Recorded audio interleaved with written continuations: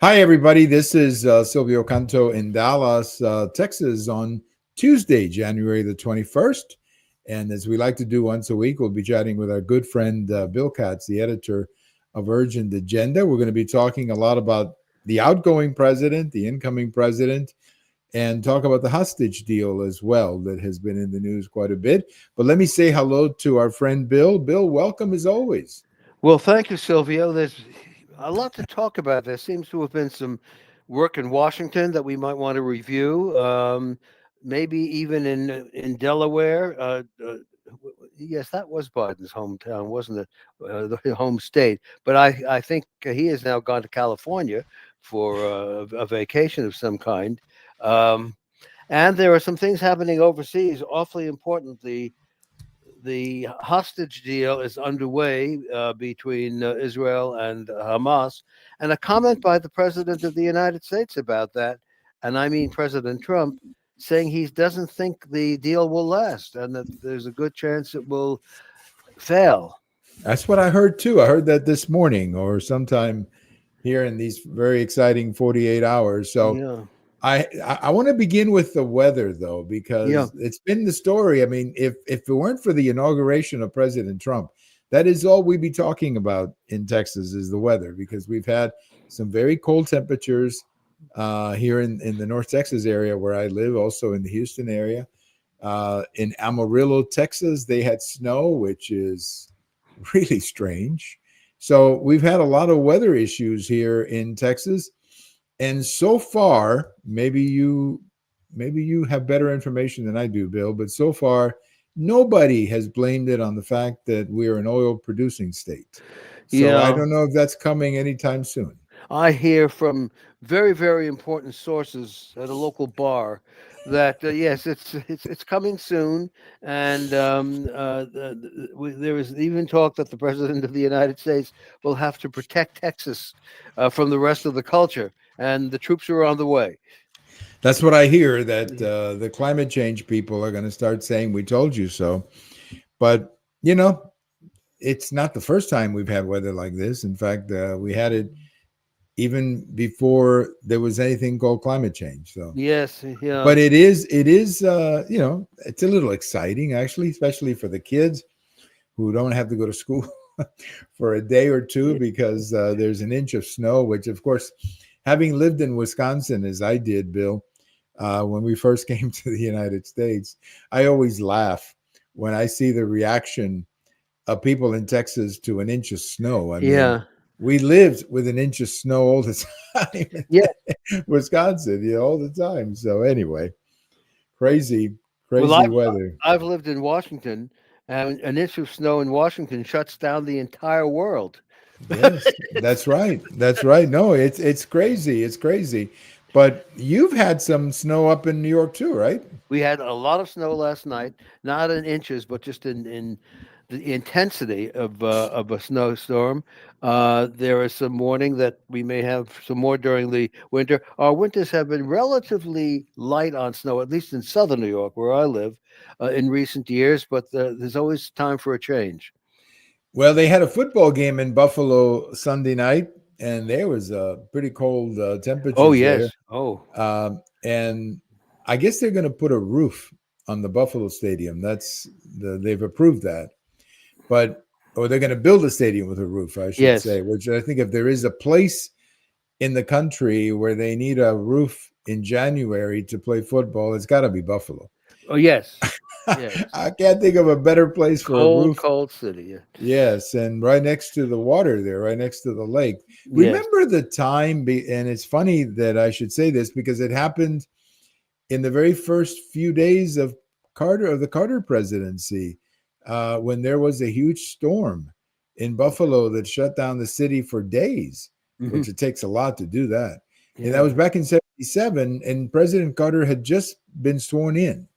And a few days later, you had this horrible storm in Buffalo, and I remember people saying that the snow would go up to the window of their houses. That's how much snow they got. Yes. Hmm. And you couldn't even leave your house because you couldn't open your door. Right. It was really crazy. Uh, Nothing like that yet, but I suppose that'll happen if we keep driving gasoline cars. I'm pretty sure that's coming. Absolutely. Oh, without any question. I'm old enough to remember the 1947 blizzard in New York, Ooh, where they had to get people to walk.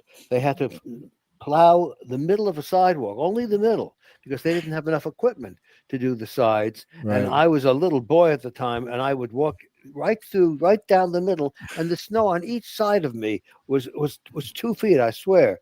And it was like walking, I guess, in almost in a mountain with no roof, And Yes, I can remember it very directly. And in those days, you just heard those shovels going. Very few snow plows, just right. those shovels. But we'll survive it. Oh, I'm sure. I'm sure. Because at 47, you had a lot to celebrate because the Dodgers were Yes, in the World Series that's right. and Jackie Robinson was Rookie of the Year. So you had Sure was. a Sure lot was. to celebrate that year. Well, tell me about the hostage deal. You know, I guess it's you always want to be optimistic about these deals, but when you consider who you're negotiating with, you got to be cautiously optimistic, Bill. Well, cautiously optimistic is probably the right term to use. It's a deal between Israel and uh, other parties. I don't know if Hamas is a direct signatory. I think others may have signed on behalf of Hamas or some division of somebody, but basically it's a Hamas Israel deal, and it has stages, and that's where you begin to run into trouble.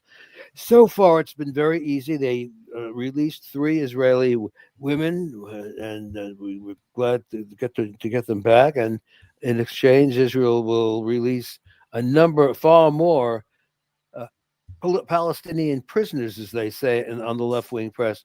They're much more than prisoners. Most of them are convicted murderers uh, who were convicted legally and properly, and they are the ones that they're going to get back. And the record will show that Palestinian prisoners convicted at law who are released in these deals almost always certainly go back to doing it again. I it's exactly right. There's something they never seem to go out and like go sell insurance or go out and maybe start teaching at the local high school or something, or maybe coach some of the young people in soccer. They always have a way of coming back to the family, to the business, I guess. Yeah. And I wonder if that's because they understand if they don't, they're not going to live very long.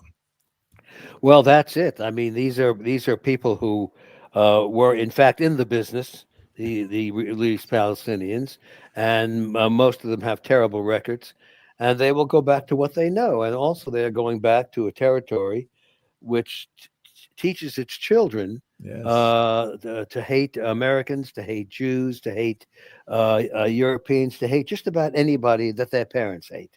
Yeah. And it's inevitable unless there is a major reform within Palestinian society where they're taught to believe they have a future in democracy and in being friendly with the rest of the world. I don't see how this kind of thing can be stopped. No, These deals are very dangerous. We love them the first day because we get a few people back, and we love that. But ultimately, we know there's a cost to be paid. well, and it's going to be very painful when dead people come back. Yeah, yeah, yes, that's true. And When there will be some. Yeah, when it's just bodies and caskets or something. Now, some of the people I've heard, and I can understand this. Some of the families are saying, "Well, bring it back to us so we can, give them a proper funeral." And I Yeah. understand that fully. I understand Yes. completely. I'm not. I understand that fully, but it's got to be very painful when you know that what's coming back is just somebody you're going to bury. It's got to be very hard on the families. And here in the Dallas area, we have a few not direct families that have people involved, but there are organizations that are constantly talking about it, and so we're aware of it. And yesterday in that event where these families showed up at the parade or whatever that was called, it was very painful to see those families, so much happiness, and you know how much those families must be hurting, Bill. Oh yeah. Oh, without any question. I mean, Yes. to live with that pain Oh, and to know that there might be more. That's the thing that Hamas is not completely defeated. They froze the action right now. The ceasefire is, if it goes through to its end, is a series of steps. And as I think we noted before in our conversation, President Trump has already said he doesn't think that the ceasefire will last through the end, which means there may be more warfare. And this will be Israel attempting to completely demolish Hamas, and with a president in Washington who is not trying to hold them back. Right. That's the possibility here. That's the big difference. Oh yes. And big difference that a few days can make. Well, this last couple of days, it have been so historic, if nothing else. But I thought about one thing as I was watching some of the inauguration yesterday. This is the first time that it's been a holiday, so Yes, that that's true. I can remember. Most of the time, it's just another Monday or Tuesday or whatever. But this time it was, of course, Martin Luther King Day, which means that millions of people were probably at home watching it in many places because of the bad weather as well. And I had never seen these things as much as I saw yesterday. I mean, usually I've heard a lot of them on the radio, actually, at the office or driving. That's how I learned of Reagan and Bush. Mm-hmm. But actually watching it live, as I had the chance to do yesterday, no, this is my first time that I can remember. And it just seems like such an unusual day that somebody was saying on the radio this morning, Bill, that this is such an unusual. In fact, Brit Hume was saying that this was such an unusual election that 100 years from now, this may be the most interesting election that anybody wants to talk about. Oh, absolutely. That's a fascinating election. Yeah. As fascinating as the one in 1980, when Yes. Ronald Reagan roared ahead in the last week of the election and defeated an incumbent American president. I mean, it just seems like there was so much excitement and so many things that happened. So I know we got a lot to talk about, but let's start with President Biden. He leaves town. First of all, he pardons his brother. Then I think that was the day before. And then on the day of the 20th, I wake up and I find out that the Dr. Fauci was pardoned. Liz Yes. Cheney was pardoned. He was pardoning people who've never been charged with anything. Well, that's it. And then he tops it off 15 minutes before it's time to go. He decides to pardon his family. Yes. And I guess, as I was explaining to somebody, it's one of the few, if not the only, unilateral power that the president has. So there's nothing he can do or anybody can do about it. That's exactly right, and it has to be honored, and it's going to be tough to honor it. I mean, fundamentally, I mean, you're pardoning people. I don't claim in any way that Dr. Fauci or any of these others have committed a crime secretly. They may have, but I don't have any evidence of it. But why do a thing like that? Why give people blanket immunity that goes into a period where they were never charged with anything? Is it that the president at that time, Joseph Biden, expected them to be charged with something, or thinks that they're going to be gone after for something? But it is certainly not a very good precedent, not at all. No, and in the case of Dr. Fauci, I don't know if I'm the only one who would react this way, but I didn't even know who Dr. Fauci was before COVID. That's exactly right. I mean, I remember him coming into those news conferences that Trump used to do during COVID. That's the first time I had ever heard of him. I mean, I know he was around before, but that's the first time I ever heard of him. And I think most people are probably similar to my reaction. But his pardon goes back to 2014.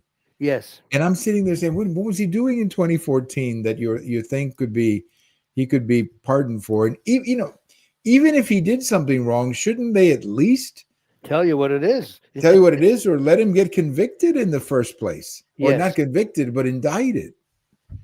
That's exactly right. I mean, it is weird to give. That is certainly not the purpose of the pardon provision in the Constitution.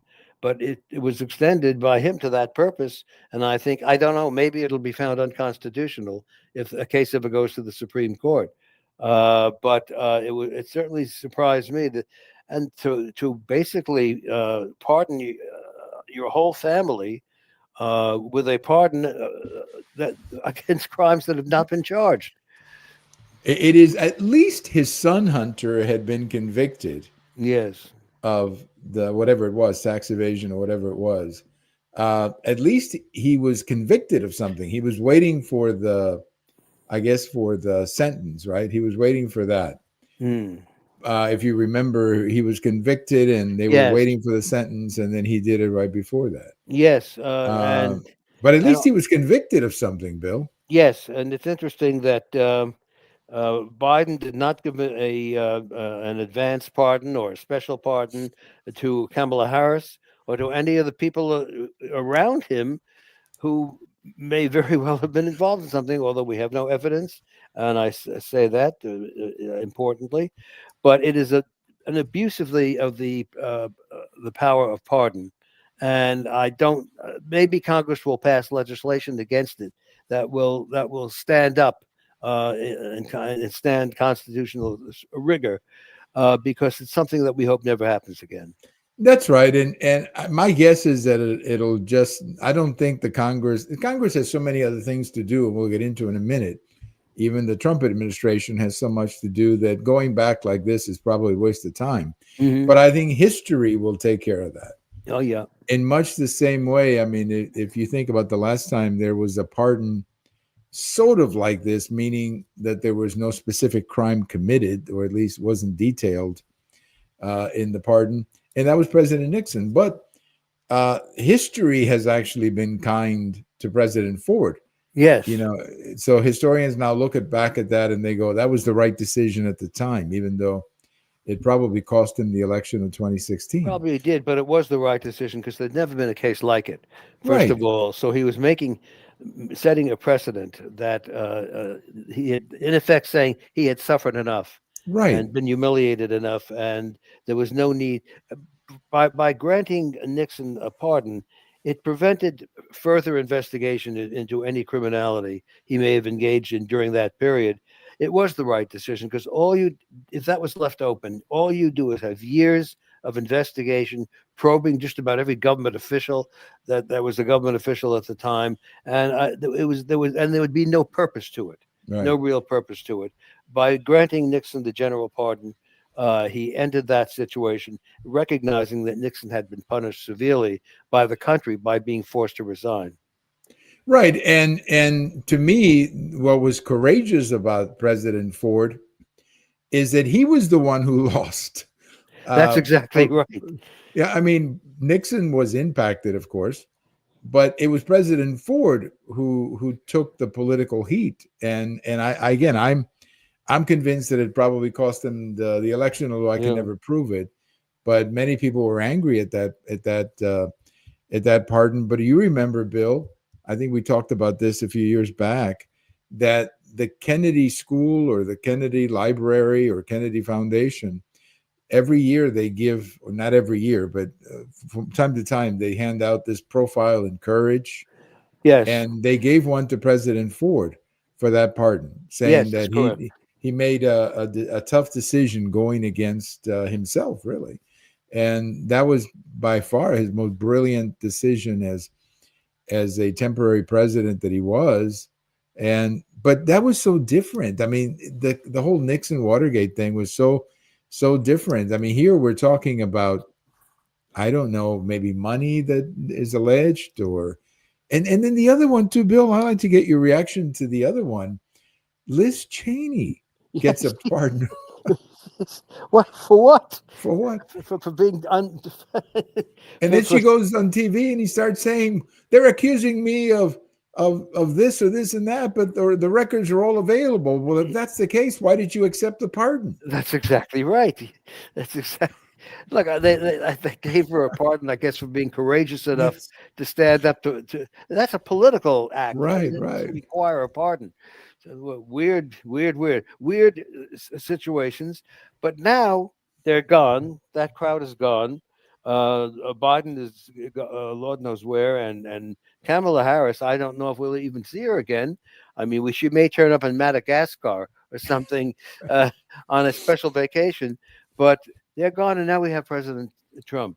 And Right. now it gets both easier and harder for him to do things. Right. Easier because it's easy to make pronouncements when you're president-elect, harder to get them done now. And now we're watching everyone around him. We're watching the confirmations. Of course, the Secretary of State has been confirmed. Secretary Rubio, they say that a couple of more may come in the next couple of days.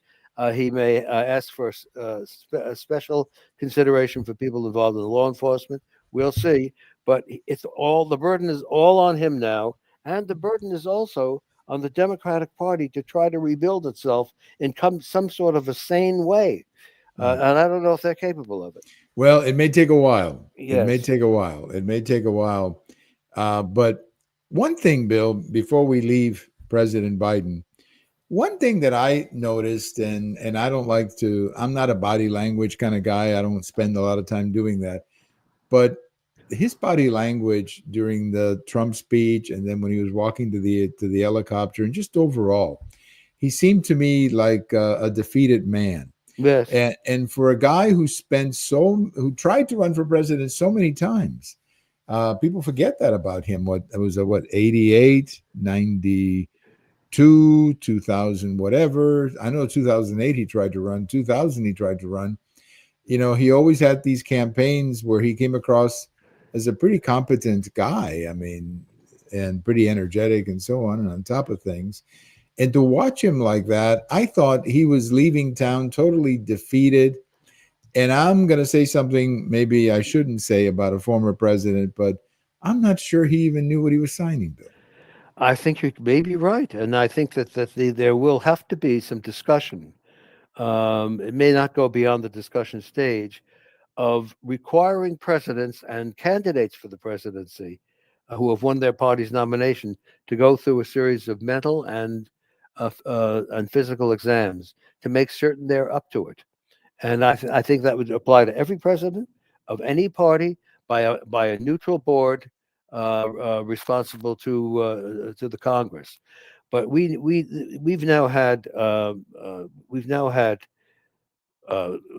Biden, who clearly is not with it. We've had others we've wondered about.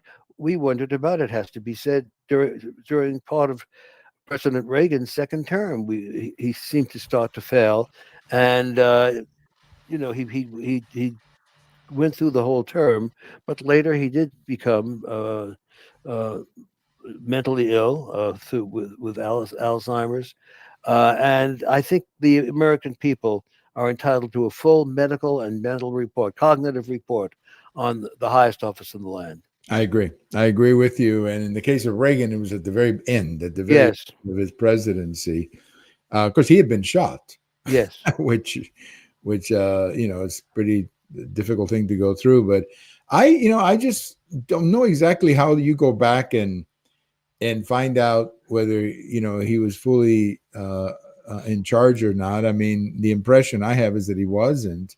But you look at the contrast now, switching to President Trump. President Trump yesterday was actually taking questions about the executive orders, and whether you agree or disagree with his order, he was on top of it. Yes. He was telling you Very exactly sharp. telling you exactly why he did it. That never happened with President Biden. We never had, even with all these commutations, did he ever explain why he commuted, if that's the right word, all these sentences? I don't remember any press conference like that, Bill. Well, I don't either, but he had very few press conferences Yes. and very little exchange with reporters. If you remember Trump during his first term, if he was going somewhere, he would go through the line of reporters at the airport and they were allowed to ask questions. He would have a discussion with them. And at least that was a lot more than just running to the plane and saying nothing. We've had very little contact as citizens with this administration. Kamala Harris was absolutely silent. I mean, she really was the silent vice president. You would think that she would even publicly make some statement if she achieved something and say, well, we did this today and I want you to know about it. And the purpose is this, at least to establish a verbal record of what she did as vice president, because I think most Americans today could not tell you anything that she did as vice president. No. Oops, I don't think so. I think most people today are just as blank as they were before about her time as vice president. But I just think that it's so remarkable to see at least the appearance. Now, how long he can keep this up, I don't know, but at least the appearance of energy. Oh yes. It's like, it's like night and day. I mean, you're sitting there going, wait a minute. It almost reinforces the idea that there was something wrong with President Biden because he looks so out of it and Trump is so full of it. You know, it reinforces the idea. It's like somebody was saying that Trump has had more press conferences in one day than Biden did in his whole term. I think so. Yeah. And it was one of these Ask Me Anything press conferences. Right. And he's supposed to be doing one today, which we'll miss, but it's apparently about infrastructure, but I don't know too much more about it. But he signed a bunch of executive orders. One that I think will probably end up in the Supreme Court is the one about birth when you're born in the United States and Yes. whether you're a citizen. I think Birthright. that'll end up in a birthright. That's Yeah. it. And actually, I hope it ends up in the Supreme Court because that has never been decided by the Supreme Court. I've tried to do a little research on this, and there was an opinion written at the end of the 19th century about a Chinese couple that had a baby in the United States, but they were Yes. here legally. Yes. And they had a baby, and the guy, as a young man, later left and tried to come back. When he tried to come back, he didn't have papers, so he had to go through all kinds of trouble. And eventually the Supreme Court said, well, he was born in the United States. He's okay. Yeah. But that's so different than what we're doing now. Yes, it is. It is. I'd imagine this will be a legal course that will wind up with something like, well, if the child was born in the United States, even though the parents were here illegally, that's not the child's fault, and has lived here a certain number of years, been a good citizen, and they will make some kind of special provision, which will make it more difficult to achieve citizenship, but it can be achieved. As long as the child's record is clean, you can't blame the child for where the child was. But I don't know. Maybe they'll decide in some other way. But I agree with you. There has to be some Supreme Court cases on this to clarify the issues. Yeah, because they're using a 14th Amendment from the Civil War. Yes. Where I don't think that was even an issue. No. That they were primarily, I guess, speaking about Black Americans back at the time, right? And maybe some Indian Americans too. I don't know, native populations, but they were, as I understand it, the primary issue was how do we give citizenship to people who had been property just a few months ago? Exactly right. Something Yes. like that. Yes. And that's how we got to the 14th Amendment. But this is so different now. Perhaps a compromise. You mentioned an interesting point that maybe the child will get some kind of maybe at least residency. But the problem with these things is that a baby's born, and the next thing you know, he's sponsoring hundreds of people. That's right. That's the problem, I think, with it. And that would have to be taken into consideration in rewriting our immigration laws. And those everything has to be tested constitutionally. Yeah, but I mean, if you say, okay, this baby was born here, clearly not his fault. Okay, it's like DACA, the same thing. I mean, most of these people came here when they were young. I mean, you're not going to blame a 2-year-old because his parents crossed the border. But in this case, what they could do is say, we're going to grant him residency, and maybe eventually he can apply for citizenship down the road.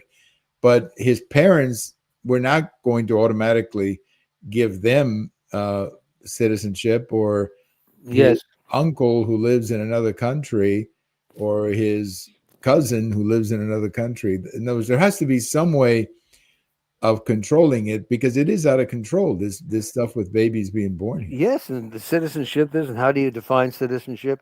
Soon we'll be giving citizenship to Cocker Spaniels. Yes. Yeah, I mean, just he was born here. Okay, well that means it is, I think, a good one for the Supreme Court, and I hope they find a fair solution, because I agree with you.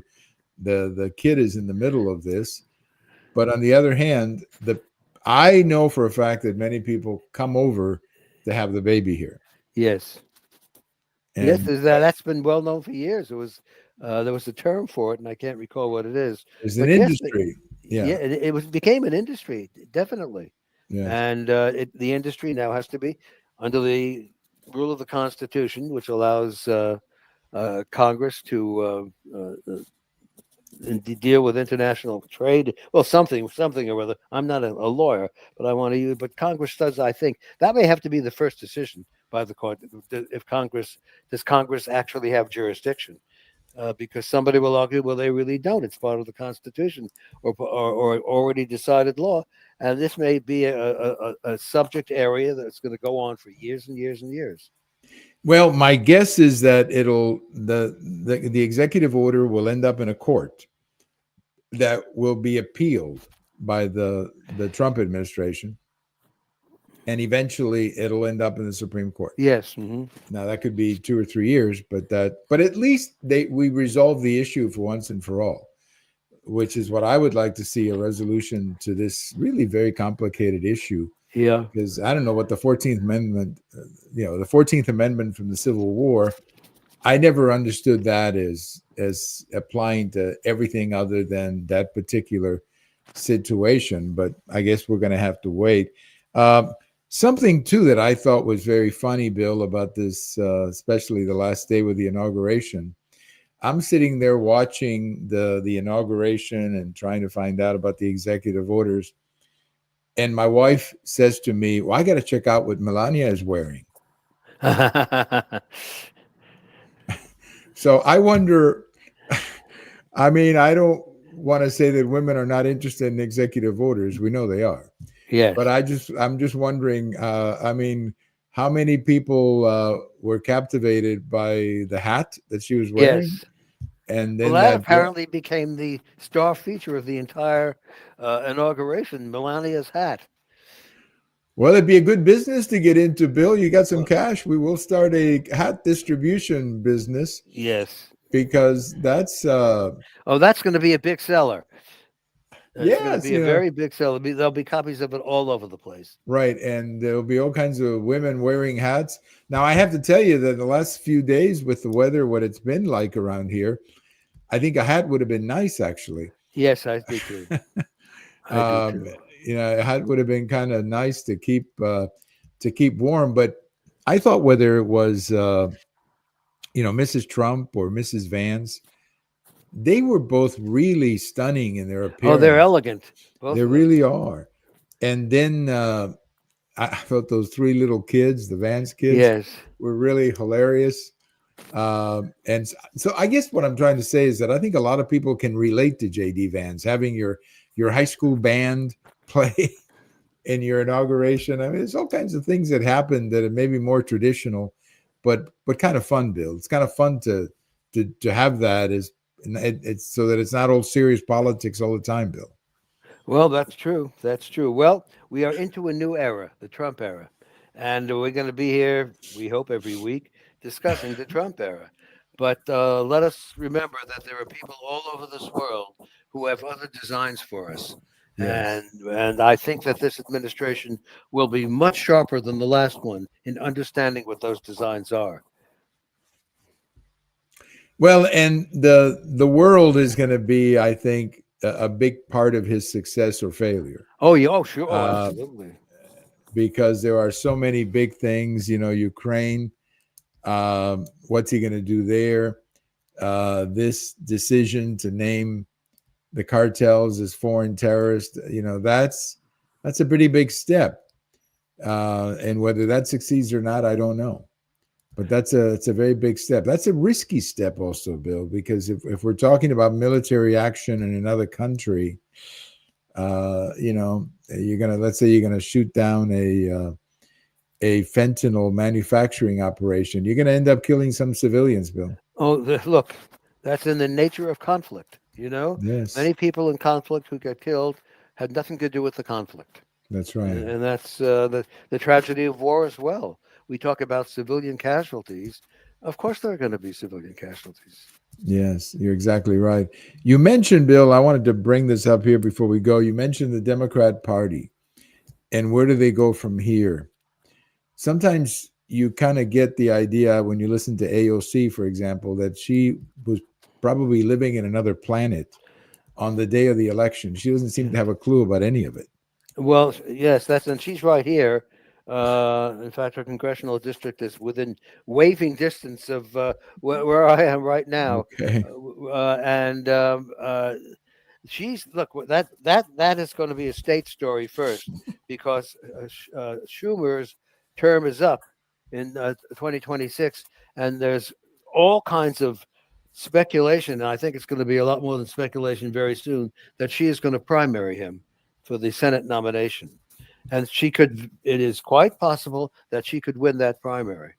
Now, upstate New York, probably not, but downstate New York is her in effect her territory, and I don't know. She would have to beat Schumer in the Democratic primary to get the nomination, the Senate nomination, and then win the senatorship. It's not an easy job for her, but it is a doable job.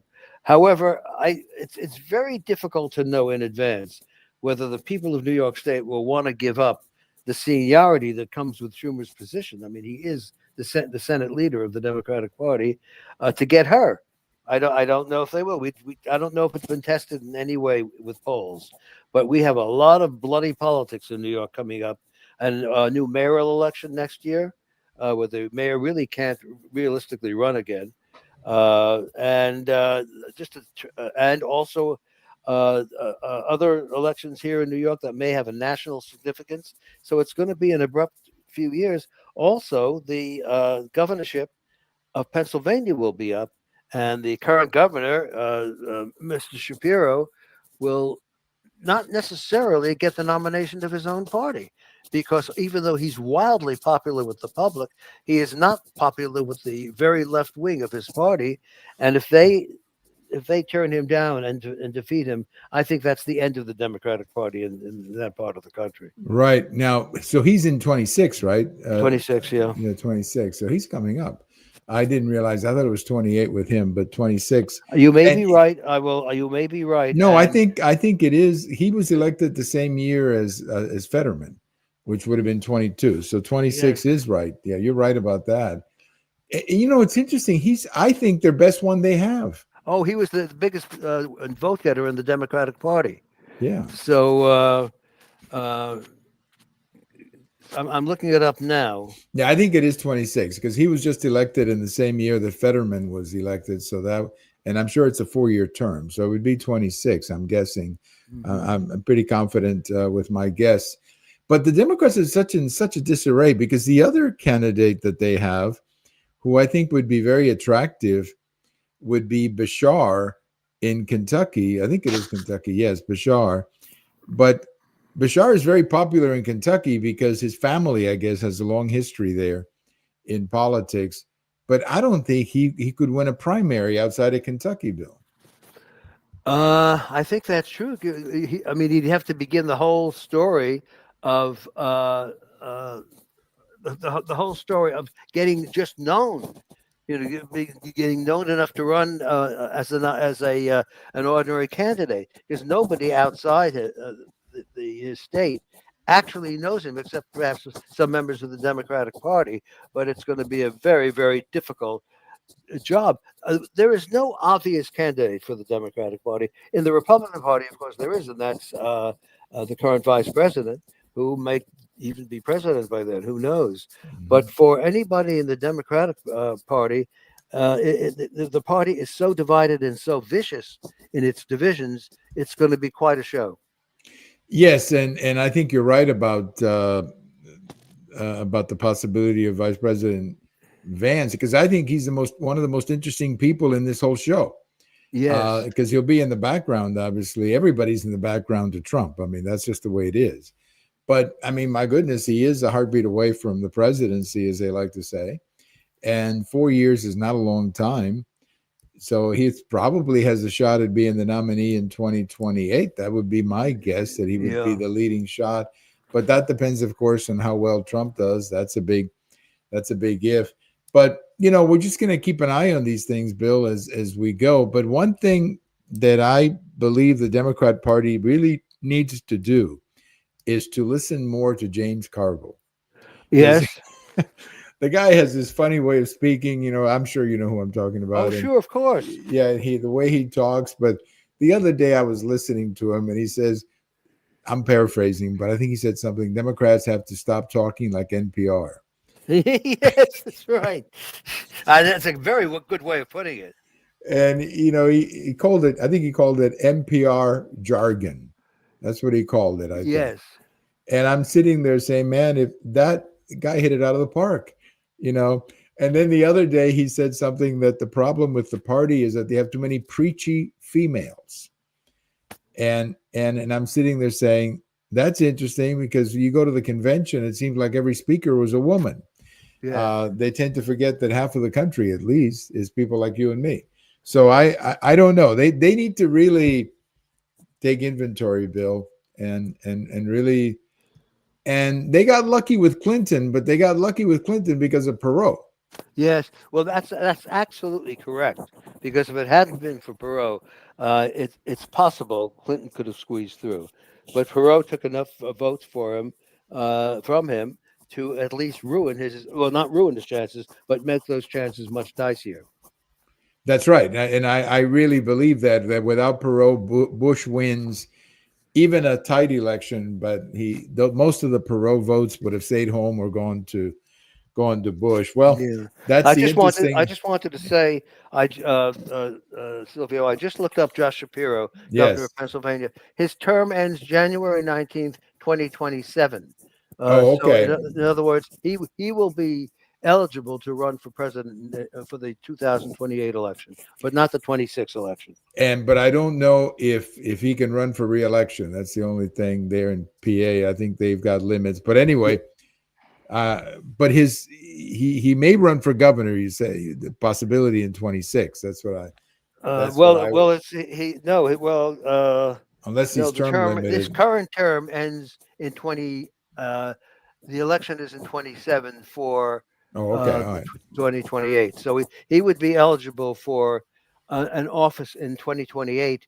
However, I don't know if, as you said, whether he is term limited. We'll look all that up. We'll look that up the next time. But he would be one of the candidates, I think, in 28 that the party would be looking at if they're smart. Yes. If they're not smart, then they'll go for Karen Bass, the mayor of LA. Yes, I can just see her up there. I really can. Yeah, just talking about her administrative skills.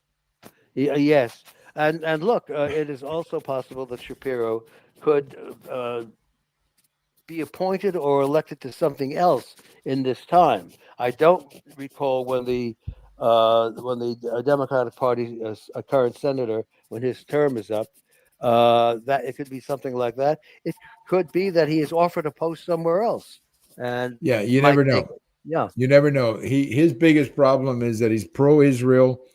He believes he supports school choice, and that's just not going to fly. Yeah. In the party that I mean, hopefully it will in the future, but not right now. Well, Bill, we have a lot to get into next week, but have a wonderful week, and Yes, thank you. Same to you. we'll keep this political stuff going. But thank you so much, as always, for being a part of it. A lot of exciting things are coming. Oh, yes, and a lot of very big things and big events. And I always tell my readers, always look overseas, not just to Yes. American politics. What happens around the world is going to affect us here in the United States. Oh, absolutely, absolutely. You've always been very good about that. Thank you so much. Have a great week, Bill. Same to you. All right, we'll talk to you later then. Bill Katz, the editor of Urgent Agenda. Always a pleasure to chat with him and talk about the politics. As Bill said, we have a lot of exciting things ahead, but keep an eye on foreign policy. I think he's exactly right about that. China, Taiwan, Ukraine. I mean, so many crazy things. Israel, of course, Iran. I mean, all kinds of stuff that at any moment could explode and have us involved in the middle of it. Everybody have a great day. This is Silvio Canto in Dallas, Texas, and we'll talk to you later. Bye-bye, everybody.